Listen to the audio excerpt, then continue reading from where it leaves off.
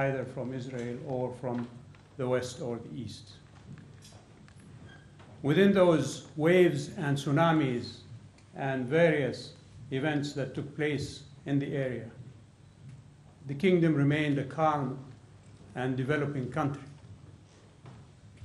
with ambitions fairly established to raise the livelihood of the people, but also to maintain a stability and security of the people so that that livelihood can be guaranteed and not threatened by bloodbaths or by other such events. Those of you who don't know the history of Saudi Arabia will not know that for hundreds of years the Arabian Peninsula was a sea of conflict and poverty and disease. So for us to have been able to achieve a certain level of stability is a prize not to be forsaken lightly, nor to be threatened by emotion or by ambition, over-ambition. And so the story of the kingdom vis-à-vis what is happening in the Arab world is that, first of all, as the Secretary General of the GCC has already mentioned, the issue of non-interference in the affairs of others is a principal policy of the kingdom, and it follows it very strictly. Yesterday there was a press conference between our foreign minister and the British foreign minister who is visiting Saudi Arabia today, and our foreign minister reiterated that principle quite clearly. However, reiterating a principle of non-interference does not allow us as human beings, before we are Muslims and Arabs, not to be sad and cry out for the loss of life that is taking place in certain parts of the Arab world, and to hope that the peoples of those countries where that loss of life is taking place will be able to achieve stability and security again, as has happened in Bahrain. And I take this opportunity to congratulate us in the rest of the Arab world for hopefully what is going to be a successful overcoming of the challenges that have faced Bahrain, and to lament the loss of life that took place in Bahrain before this event of coming together is taking place. Definitely the people of Bahrain deserve all the applause that they can get.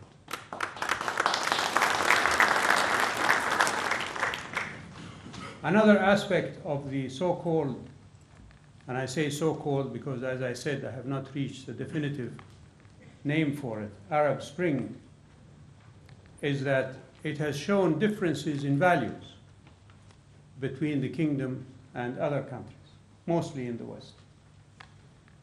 When events in Tunis took place and the president of Tunis was thrown out and his plane was seeking refuge in a country where leaders of those countries had feted and hosted that same Tunisian leader many times over and used the most sublime, if not more than that, descriptions for him, refused entry to his plane for him and his family. The kingdom, as the custodian of the two holy mosques, where all Muslims have a right to come at any time, opened its gates for him to reach there. There is no intent or purpose in indicating whether that allowance for President Ben Ali to come to the kingdom to be either construed as support for him or as denigration for what happened in Tunis. But nonetheless, as a country of refuge throughout its history for thousands of years, when pilgrims from all over the world have sought refuge in the holy temples of Saudi Arabia, he and his family were welcome to come there. And when events in Egypt took place, again, King Abdullah unhesitatingly and publicly hoped for a calmer and more unnecessarily obtrusive removal of President Mubarak, and called on world leaders like Mr. Obama and Mr. Sarkozy and Prime Minister Cameron in the United Kingdom not to voice their hasty calls for Mr.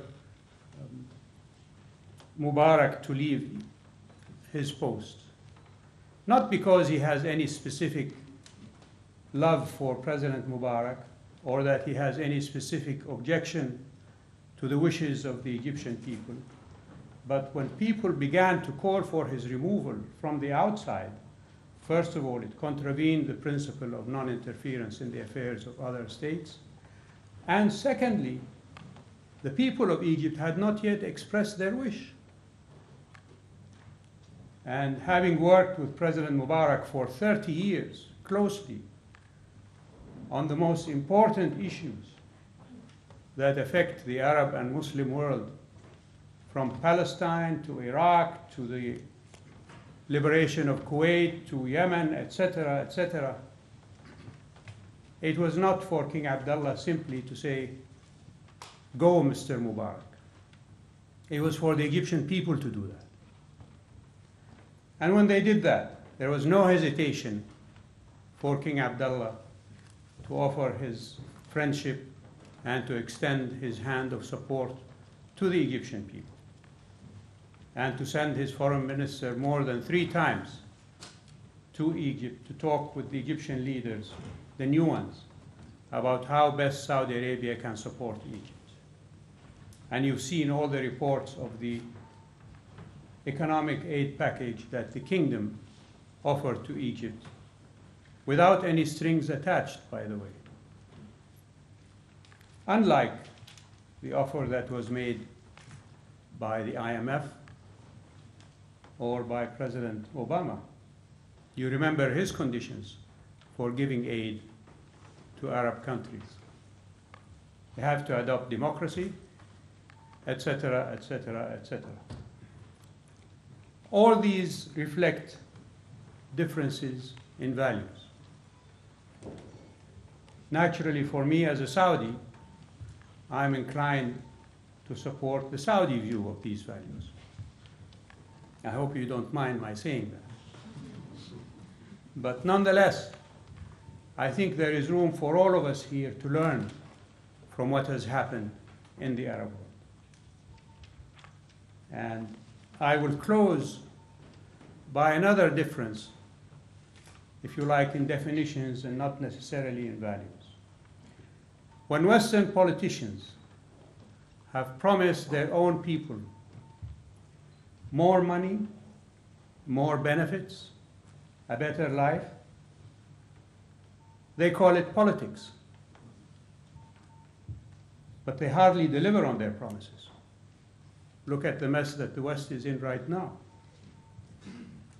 Our leaders have promised and delivered our people a better life and a higher standard of living, the removal of disease and hopefully, eventually, in the near future, poverty,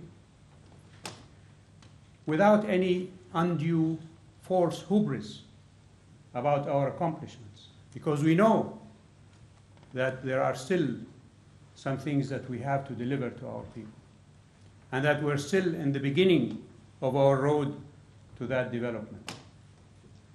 But Western pundits and politicians call our leaders' delivered promises handouts and bribes.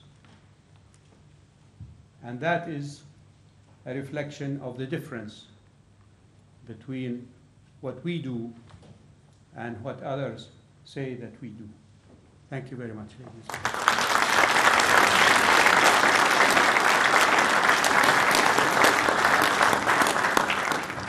Thank you, Your Honor. The question is, how can we benefit from your experience? Because all of you here wanting countries to regain stability rather than going into chaos? How can you assist us in making the good choices?